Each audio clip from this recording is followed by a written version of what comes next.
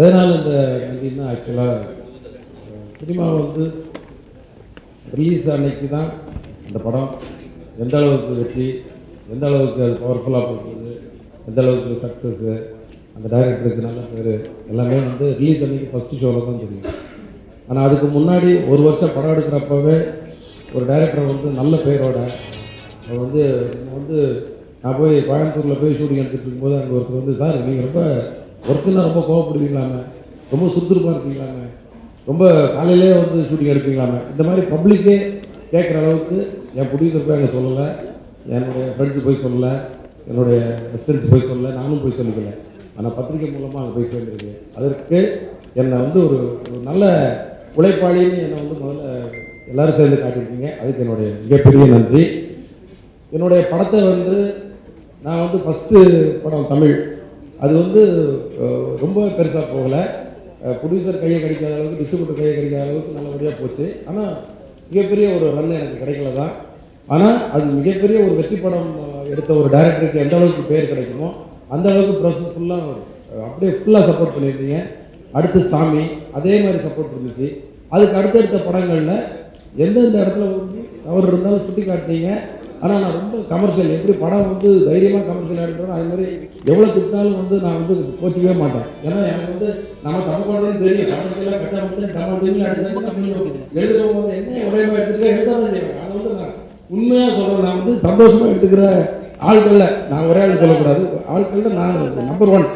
ஆனால் எந்த இடத்துலையும் என்னுடைய கேரக்டரையோ என்னுடைய உழைப்பையோ நான் ஒரு ப்ரொடியூசர் டைரக்டர்ன்றதையோ சொன்ன டைமில் கொடுப்பேன்றதையோ இல்லை வந்து இழுத்து விடுவாங்கயோ இல்லை இதுவரைக்கும் எந்த ஒரு என்னை வந்து பத்திரிகையில் வந்து நீங்கள் வந்து ஒரு வார்த்தை கூட என்னை வந்து இது விட்டு கொடுக்காம அந்த விஷயத்தில் பண்ணியிருக்கீங்க.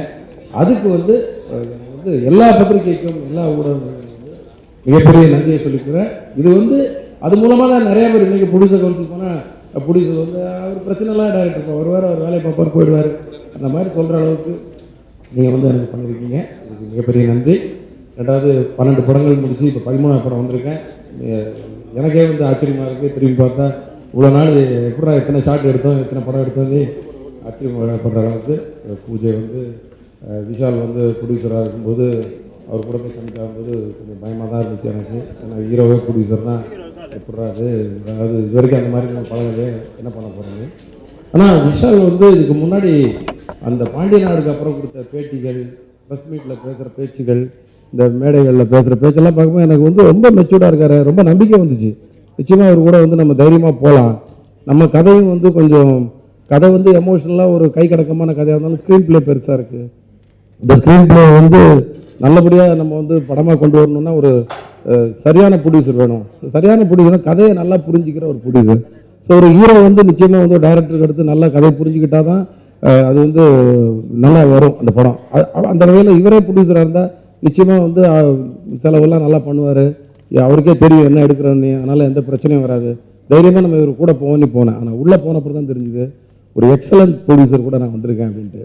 ஏன்னா கடவுள் புண்ணியத்தில் அவர் இது வரைக்கும் ரிலீஸ் பண்ண 2 படமும் சொந்தமாக தயாரித்த 2 படத்தையும் சொன்ன டைமுக்கு ரிலீஸ் பண்ணியிருந்தார்.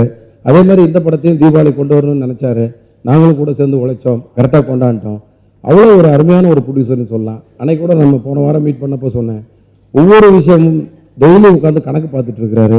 அந்த கணக்கை வந்து வெளியில் வந்து நம்மகிட்ட சொல்லி நம்மளை டார்ச்சர் பண்ணுறது கிடையாது. ஆனால் மேனேஜர்ஸ்கிட்ட ஏன் அதிகமாக போச்சு, ஏன் கம்மியாக போச்சுன்ற விளக்கத்தை தெரிஞ்சுக்கிறாரு. இந்த மாதிரி ப்ரொடியூசர் தான் எனக்கு பிடிக்கும். ஏன்னா இந்த மாதிரி இருந்ததுன்னா கடைசி வரைக்கும் ஏன் அதிகமாக போச்சுன்னு கடைசி நாள் உட்காந்து யாருமே கேட்க தேவையில்லை, முதல்ல தெரிஞ்சிடும் எதுக்கு அதிகமாக போகுது எது கம்மியாக போகுது. ஸோ இந்த மாதிரி அவர்கிட்ட இருந்து நிறைய பேர் வந்து புதுசாக வர்ற ப்ரொடியூசர் தெரிஞ்சுக்கலாம். இந்த மாதிரி நம்ம பணத்தை போட்டால் மட்டும் பார்த்தாது, அவங்க பார்த்துப்பாங்க, அதெல்லாம் கிடையாது. நம்ம உட்காந்து கணக்கு பார்க்கணும். அப்போ தான் வந்து நம்ம காசு வந்து பத்திரமா வருதா வரலான்றது முதல்லேருந்தே தெரியும். கொஞ்சம் அதிகமாக போனாலும் முதல்ல ப்ரிப்பேர் ஆகிடலாம், கொஞ்சம் கம்மியாக இருந்தாலும் முதல்ல இன்னும் கொஞ்சம் பப்ளிசிட்டி பண்ணலாம், அந்த காசை வச்சு ப்ரிப்பேர் ஆகிடலாம். இந்த மாதிரி ஒரு நல்ல ப்ரொடியூசராக இருந்தார். கடைசியாக எனக்கு யூஏ சர்டிஃபிகேட் கிடச்சிது இந்த படத்துக்கு. அந்த யூஏ சர்டிஃபிகேட் கூட சந்தோஷமாக வாங்கிக்கோங்க சார். எனக்கு படம் உள்ள ஃபுல்லாக பார்த்துருக்கேன். இதுலேருந்து எதையும் வந்து ஒரு ஆக்ஷன் சீன்ஸ் எல்லாம் தூக்குனா யூ கூட கிடச்சிருக்கலாம். பட் வேணாம், நீங்கள் வந்து யூஏ வாங்கிக்கோங்க, நம்ம இது கூட ட்ராவல் பண்ணிடலாம், நல்லா இருக்குது படம், நல்லா இருக்குது, வேணான்னு சொல்லி கடைசி வரைக்கும் சப்போர்ட்டாக இருந்திருக்கு அந்த விஷாலுக்கு வந்து இந்த படத்துக்கு. எப்போவுமே நான் ப்ரொடியூசர் டைரக்டர், அதனால் ப்ரொடியூசரை பற்றி நிறையா பேசுகிறேன்.